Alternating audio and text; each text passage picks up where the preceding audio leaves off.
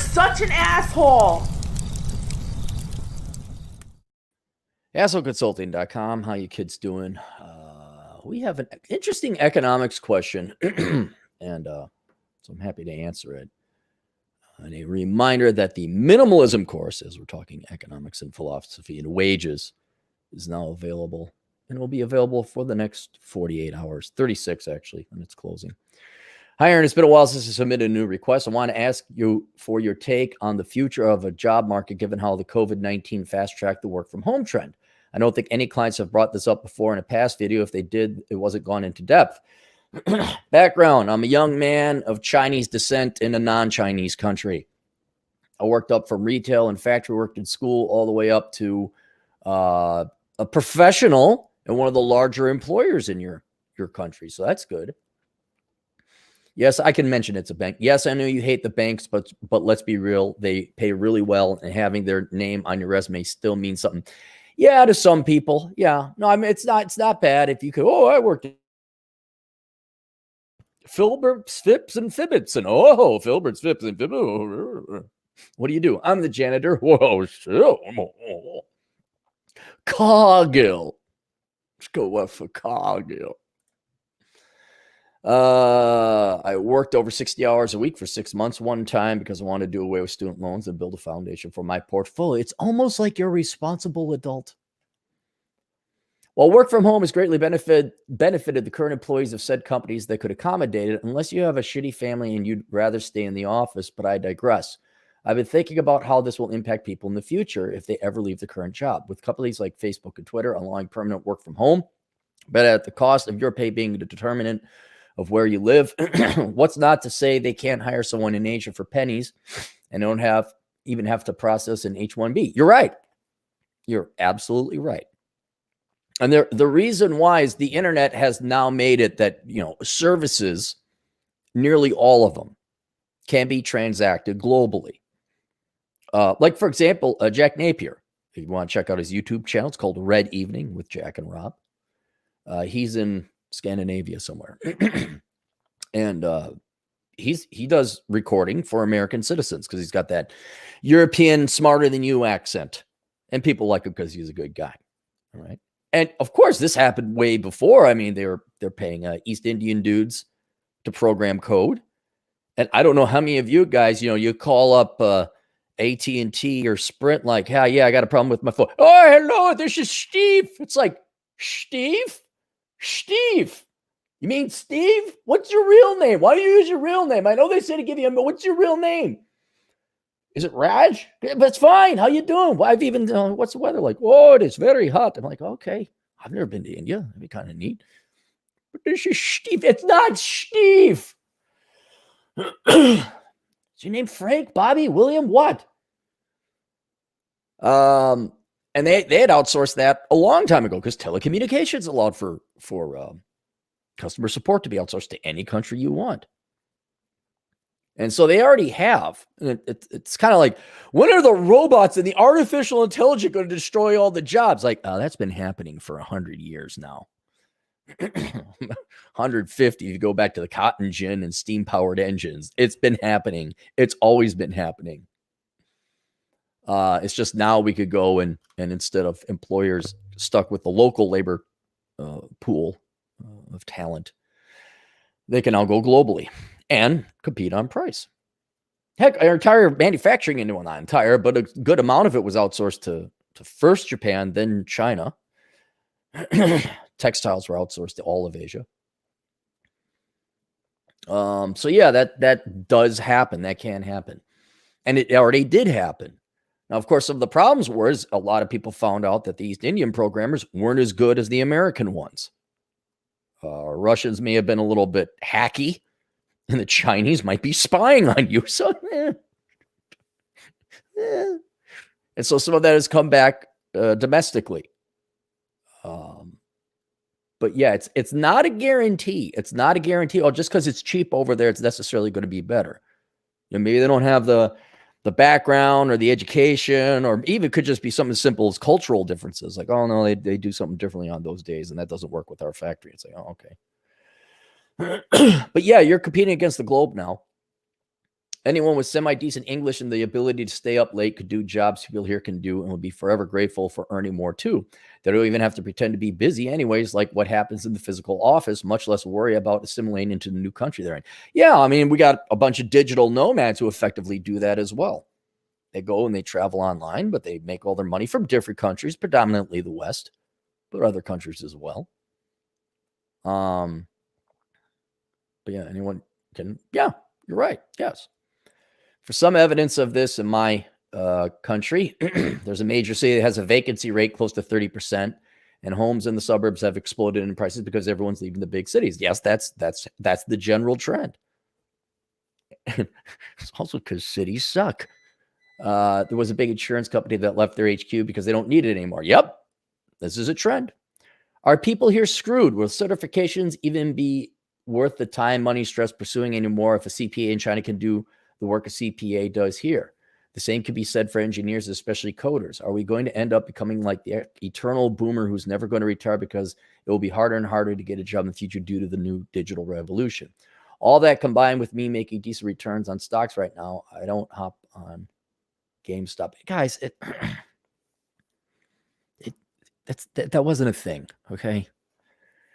I wonder whether getting a CPA or any certification for any other profession is even worth it anymore. As the late Chairman Dang says, it doesn't matter the color of the cat so long as it catches the mouse. Yes. Analysis. All right. There, I can't predict the future, but I think you already knew that. I'm not terribly worried about it.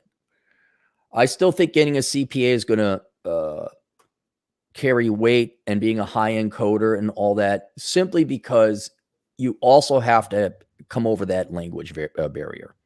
Even if your English is pretty good, unless it's perfect, unless you're fully fluent, and you've been on the phone with these, like, what? Like, dude, I can understand a Scottish better than you. What the heck? Or for those of you who are Latino, try talking to someone from Chile. Like, what? K? Or someone from Newfoundland. And having the ability to communicate clearly in the native language, I think is going to protect like your CPAs, your higher end engineers and things like that. I don't know how you outsource engineering though. I really don't. Plus there's also licensure, right? Now, let's say you are from China. Okay. You're born and raised in China, but you got impeccable English. You came to the United States. You know the culture, whatever. And then go over to China. Yeah, okay, you could get your CPA, like if you had the right citizenship or work visa or whatever. But that's the exception to the rule. I imagine that if you came here to the United States and you're not a U.S. citizen, it's like, well, okay, you got to get a work visa before anyone hires you, and you got to get your green card or your H-1B visa, and employers might want to do that. But if they're like, okay, your English is kind of and you're going to go back to China, no, we're going to prefer to hire someone in the United States who's going to be here. So I don't think it's just like, well, we can pick up and hire anyone in the world and replace domestic employees. I mean, it'd be the same thing. Like, let's say we reversed it. All right. East India wants to hire customer service reps in the United States. For whatever reason, we'd be cheaper. Let's just say that. And I got to learn Hindu or one of the many other languages they have. Oh, I'd be horrible at it. I'd be botching it up so bad. And there'd still be this like, dude, we got to go faster. Or we outsource it here to the end. We program. The code isn't as good. So it's not, you're not swapping apples for apples. It's and I don't want to say it's lower quality. There's language and cultural barriers that's not going to make it as good. And it could also be some educational, like, I don't know how many computer programmers they bang out in India or China. But and here's the other thing. Okay, so what? We all major in sociology and don't try? I'll tell you this, if you get your CPA, even if people start being outsourced to foreign countries, having a CPA is better than not. Right? And, okay, they start outsourcing some CAD programming or whatever. Being a mechanical engineer is better than not. So, yeah, there's going to be some competition, but there's always been competition. We might lose entire industries like we did manufacturing. Okay, we don't make our stuff here anymore. Well, we better go do something else. This is another good argument for the trades. Like the trades are needed. Those are like stable. Plumber can't be outsourced to India. And I've heard this now. God, this has been 15 years now. I've heard about, all the IT jobs are going to go to India. Hasn't happened yet. Still got a fair amount of IT guys and programmers all making more than six figures. A couple of you you don't live in Silicon Valley. You don't work in Silicon Valley, but you work for Silicon Valley. You have to live in Vegas or something. You're making good money. But yeah, and I'll tell you this, I'm also a little bit optimistic about it too, because of some things you mentioned here. As much as I hate major metro areas, I think there's going to be some help as large employers leave the city. And you say, what about the jobs? People in the city don't work those jobs. There's people in the suburbs are coming in. So traffic is going to go down. We've already pretty much eliminated traffic jams. That's a great thing. But then also all these commercial buildings, not just in the city, but in the burbs too. If they're not going to be used, they can be converted to housing. That would be some much needed relief to younger people who are facing some of these inflated housing prices and rent prices. And I just think culturally, psychologically, it's going to be a hell of a lot better on the communal American psyche, or your particular country psyche, where we're not commuting. We get to work from home. We get to spend more time with our children or our spouse. We're bored, like I gotta get out of here and do a coffee. Or some of us can travel remotely. And if you really want to be technically economic about it, the wages are going down here. Well, then move over to Thailand. Go overseas where the cost of living is cheaper, but then you can make the let's say you were making $100 an hour as a computer programmer here in the United States. Then for whatever reason, everyone decides to outsource programming overseas. And now you're only making 50. But what, you got to stick around and pay San Francisco housing prices? No, then you leave. Go somewhere else. I know for a lot of people, they can't do that because they got family and debts and mortgages and all that, but sucks to be you guys, I guess. One of the main reasons I didn't want kids, I can move, I can go. But they have their friends in school. The ones they're never going to hang out with once they go to a different high school and never see again. They need to be socialized. That is English for, I don't want to raise my own children. I want the schools to do it. Let's just be very clear about that. Make sure I answer your questions here. Are people here screwed? No, I don't think so. Will certifications even be worth the time money start pursuing more of CPA? I would say yes, generally, but if they start doing this master's degree preferred and all that other BS, which I think is going away, I think people are just saying, no, we're not going to do it. I'll do certifications or trades or something like that. But like legitimate professions, anything that's hard, yes, it's still going to be worth doing. Because it's going to be a lot harder not doing it. Ask any teacher. Boo, boo, boo, boo, boo, boo, boo, boo, boo. There we go. Okay, let's see if we got any super chats here.